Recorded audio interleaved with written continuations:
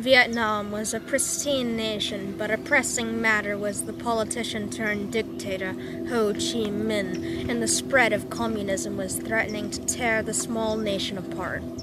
By January of 1968, the untouched land was running thick with blood and mines. People ran as far as they could and braved the seas as the ground shook and the sky cracked. The Tet Offensive was a military campaign conducted between January 30th and September 23rd, 1968, by forces of the Viet Cong, the Republic of Vietnam, the United States, and their allies during the war. The purpose of the offensive was to strike military and civilian command and control centers throughout South Vietnam that would spark a great general uprising among the population that would then topple the Saigon government, thus ending the war in a single blow. Forces on all sides of the war said they would stop fighting during the Vietnamese holiday of Tet. However, the Viet Cong broke this and started a surprising attack, hitting Saigon with much force.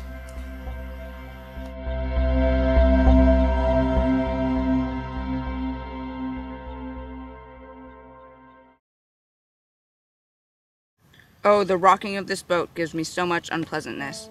The molding hold of this ancient fishing boat smells of day-old vomit and dried urine. It seems as if no one can get adjusted to the up and down movement of the waves. The seasickness is not going away. The water we are given tastes of oil, and there is too little food. We aren't even allowed to open the hatch to let in fresh air, for the Coast Guard would see us. Fresh air. How I long for fresh air. I would give anything right now to have that cool air touch my lips and clean water running down my throat. The captain has told us that in about 10 hours we will be free from the Coast Guards in open water. Then we can taste that fresh air and cool rainwater. But there are even more terrible things to worry about once in the wide expanses of ocean. Thai and Cambodian pirates prey the open waters for small Vietnamese boats like ours, ones that can barely stay on keel. They rob us of our possessions, though most of us don't have any, and take the woman aboard with them when they leave. They do not worry about hurting people dearly, and if someone gets in their way or tries to stop them, I don't want to think about it. Besides, the pirates, we have Mother Nature herself to worry about. Typhoons with wild winds and rain constantly sweep through this area. Just a small storm would probably tear our pitiful boat to shreds.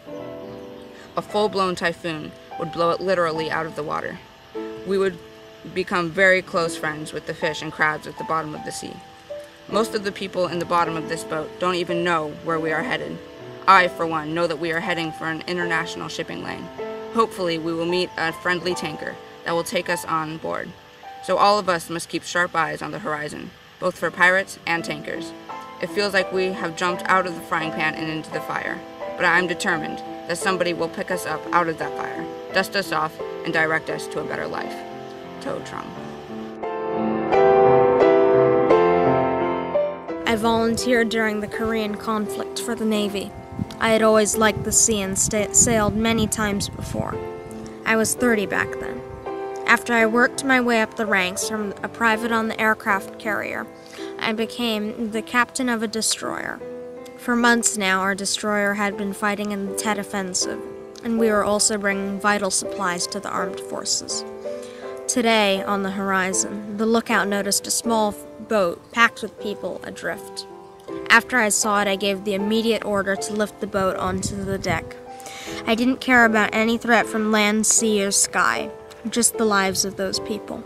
As the small boat was winched up onto the deck, as I looked into those people's eyes, I could see the pain that they had been through. Sadly, some didn't make it. A couple died of bad conditions on the boat. However, the ones who lived were ecstatic. Many were so happy to see us and glad to know that we wanted to help. All I could think about was how these people had beaten the odds. They had avoided Thai pirates, fought hunger and their parched tongues. They fought bombs and the Viet Cong. For me, the hardest thing was that they were escaping us.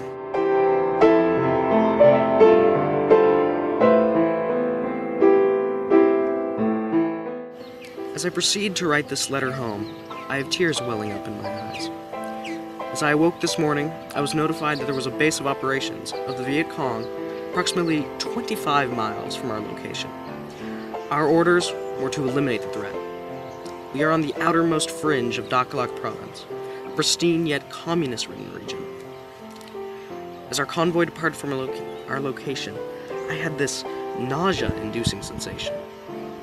I have been engaged in combat with the communist militias before, but I had never seen an enemy base. How were they to act in a centralized location was a resounding question among our platoon. As we approached the base, it was blatantly obvious that this was not a base we had known. It was a village, a prototypical Vietnamese village, whose economy was driven by agriculture. We had rounded a handful of corners when a barrage of lead came down upon us. I was perplexed. The enemy seemed to lie all around us. They fired armor-piercing rounds from Soviet-made AK-47s into our slight shelter, and we began to sink into desperation. When I returned to our base, only 6 members of our platoon had survived the assault. We are demoralized, but we shall push onward. For the North, a glorious day as the last of the Americans left Saigon. The tide was turning for the South. The last ounce of effort was spent as Saigon collapsed into the red of Ho Chi Minh City.